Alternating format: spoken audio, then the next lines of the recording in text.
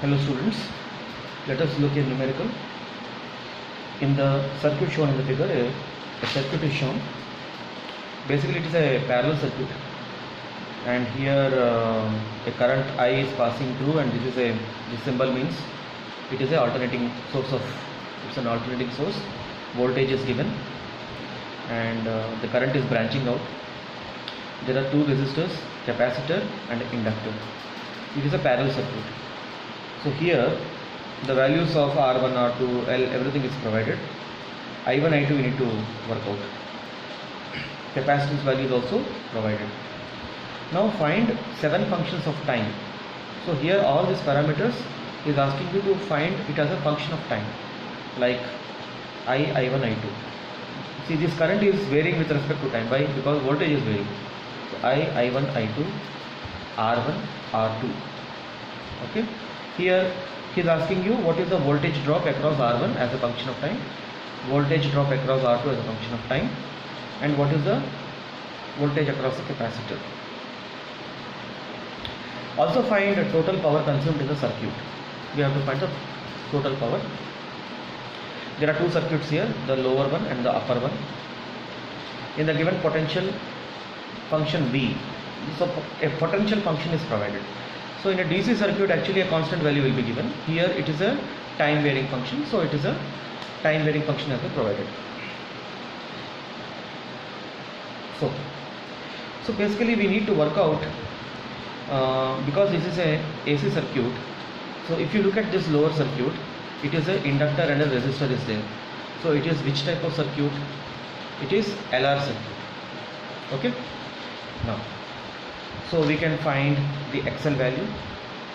XL is equal to omega L. So omega value, if you look at this equation, I told you that this type of equation should be compared. So here omega is 100. So 100 into inductance. Inductance value is given as 0.4 H. So XL is equal to 40 ohms. This is resistance R1. R1 is 30 ohms. So there is XL is there, R value is there. So we need to find out the impedance. Impedance is equal to root over R square plus XL square. You get 50 ohms. So here, whenever you want to find any parameter as a function of time, you need to first find out the peak value, which is the amplitude. So what is the maximum value of current I1? I1 will be voltage by peak voltage by impedance. So it is peak voltage is, you get it from this equation. So sine value will be maximum equal to 1. So V0 will be 200. So 200 by Z1, which is 50. You got 4 ohms, 4 amps. Sorry. You can work out the power factor also. Why power factor has to be calculated? In the question he asked you to find the power also, power consumed in the circuit. So cos phi is equal to R1 by Z1, which is 3 by 5. So phi 1 is equal to cos inverse of 3 by 5, which is 53 degrees. This 37 degree and 53 degree are standard values, you have to remember. Often they are asked. So once you get this, you can find the value of I1 as a function of time, because you have worked out the peak value. Next we need to find out this time varying part. So here it is, see, it is which type of circuit? It is LR circuit. So there is a inductance is there. All right. So this if you see, will this be in phase with that current? Means, see, the voltage is given as 200 sine 100 t plus 30. All right. So will it be in phase or will it not be in phase? Once you have found out this phi 1 value, so the voltage is like this, and here it is 53 degrees. The Z value is we have found out for L and R, right? So this is, it is like this. Okay, so this is making 53 degrees. All right, and yeah, So this is my I and this is my Z. Z corresponds to voltage, and this I is 53 behind the impedance. Alright, so behind the voltage value is this much, so you need to deduct 53 from this. Alright, so if you deduct 53 you get minus 23. So the current is behind the voltage. Alright, so this is I1 is the current passing through this circuit. Now he has asked you what is the voltage drop across R1 as a function of time. So we need to find VR1, so we can get the peak value. So first of all, VR will be in phase with the current. Always remember this diagram. If this is I, VR will be like this, VL will be like this, and VC will be like this. VC will be behind VR, and VL will be ahead of VR, and VR and I will be in phase. Remember this. So VR1 maximum value you want, then you need to take I1 maximum value. I1 maximum value will be 4, because this value will be maximum 1 only. So 4 multiplied by R1. R1 is given as 30 ohms. So 4 into 30, 120 volts. Now we have to find out this as a function of time. Just now we have discussed that I1 and VR1 will be in phase. So whatever will be this only, because both are working simultaneously. In phase means both are together. Out of phase means they are not together. Either one is behind and another is behind. Either one is forward and another is behind. Okay. In phase means both together. So VL is, now we have worked out VR1. So 1 we have done. Okay.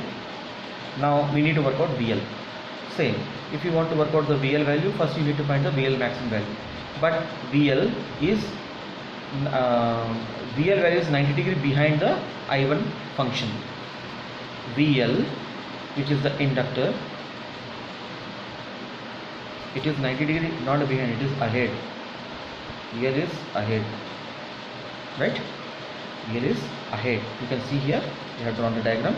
VL is ahead of the current. So yeah, so VL maximum will be I1 maximum into XL. XL we have worked out, which is 40. So I1 is 4. So 4 into 40, it is 160 volts. So VL is 90 degrees ahead. So whatever is the phase part of the current, we need to add 90 to it. So minus 23 plus 90. So this is the current. So we need to add to this phase, we need to add 90. So minus 23 plus 90, it is plus 67. Now in this lower circuit, if you want to find the power across, so the power how you can work out means power is equal to I square R.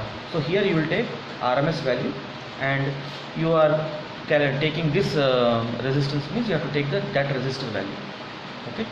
So power dissipated in this resistor will be I RMS square into the corresponding resistance value. So I RMS, you know the peak value divided by root 2, that will be the I RMS value. Peak current is 4 by root 2 whole square into R1 value. R1 value is 30. So you get 240 volts. So one part we have done. So another part we need to find the I2. So I2, first you need to see which type of circuit is this. There is a C, there is a R, so it's a CR circuit. Okay. So we need to find XC value. X is equal to 1 by omega C. So omega is 100. C value is given at the 1 by 3 microfarad. Micro means 10 power minus 3. So you get 30 ohms. R2 value, it is provided, it is 40 ohms. So you can find the impedance factor. See, for finding out the impedance factor, you need to first identify which type of circuit is that. Is it a LR circuit, CR or LCR? Okay. So from here you get the Z2 value, which is 50 ohms. So here also what we have done earlier, you have to find I2 as a function varying with respect to time. So for that you need to find the maximum value of I2. Maximum value of I2 will be the voltage, peak voltage divided by the corresponding impedance factor. So why Z2 we have taken? Because we are dealing with the second circuit. So V0 is saying 200. See, the same voltage is provided to both the loops. Okay. So peak voltage will be 200 divided by the impedance, which is 50 ohm. So it is 4 amps. Okay. Now I will lead the V function by an angle phi 2 where? We can find the cos phi 2 value. Alright. So here you are saying that it is CR circuit. So VR will be like this, it will be in phase with I, but VC will be 90 degrees behind the VR. So when you find the resultant of VR and VC, you are getting the Z. So this Z is phi 2 you are saying. So Z means voltage is behind the current by phi 2, right? So here phi 2 value will be, cos phi 2 will be R2 by Z2, it is 4 by 5. So phi 2 is equal to 37 degrees. So this angle is 37 degrees. So that means voltage is behind the current by 37 degrees. So here IT value if you take, so IT value will be, peak value we have worked out to be 4 amps. So 4 sin 100 t minus 23 was the original value, and you need to add 90 degrees to that because it is a CR circuit. Okay, yeah, so you get 100 t plus 67 minus 90 minus 23 plus 90, like what we have done here. See, for the VL here, for the what you say inductor is VL, potential drop across the inductor is 90 degrees ahead of current, so you have added 90. So here what we need, and if you take the current part, yeah, so if you take the current part here, so this will be 90 degrees ahead. Okay, so it will be 100 equals 67. So here also VR2 is a function which is in phase with I2 function. Okay, so if you want to find out VR2 max, you have to take I2 max into R2. I2 max is 4 and R2 is 40. You get the maximum voltage. So if you want to find the time varying function, we are saying that this current and VR2 are in same phase. So whatever the term here, you get the same term here. And if you want to find out for VC, then VC is a function which is lagging by 90 degrees. VC is lagging by 90 degrees. Okay, so VC max will be I2 max into XC. Corresponding resistance has to be put. Here you should not put the impedance value. Here you should put the XC because you are calculating for VC. If you are calculating for VR, you are putting that value, right? R2. So VC will be 4 into 30. XC value you have calculated here. XC value is 30 ohms. So you get VC is equal to 120 sin 100t minus 23. Alright, it is 100t plus 67, but it is 90 degrees behind, so 67 minus 90. So if you want to find the power, PR2 is equal to I2 RMS square into R2. Okay, I2, you know the peak value, divided by root 2, you will get the RMS value into, because we are finding power dissipated through the second resistor, which is how much? We are getting 320 volts. Resistance value is 40. So total power will be power dissipated in circuit 1 and power dissipated in circuit 2. Add these two, you get 560 watts. What will be the total current? It will be I1 plus I2. So you get two time varying functions, 4 sin 100 t minus 23 and 4 sin 100 t plus 67. So we need to find the combined function. Means one thing is you just sin A minus sin B you do, and sin of A minus do, and you expand the function.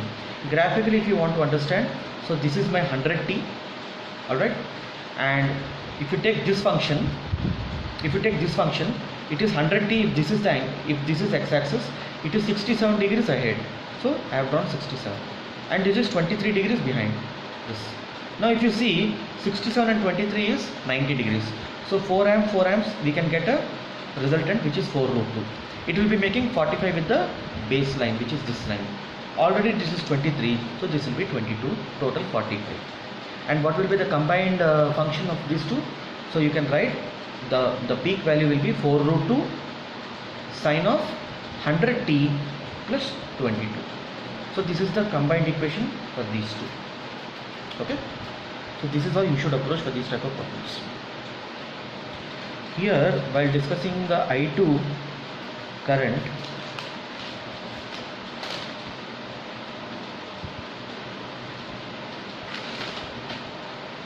For the I2 current, it is 4 of sine 100t minus 23 plus 90 I have taken. Okay.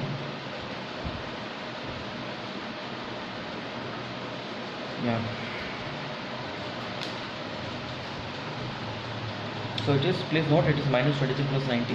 It is 100t plus 67. Okay. So one current is 100t plus 67. Another current is 100t minus 23.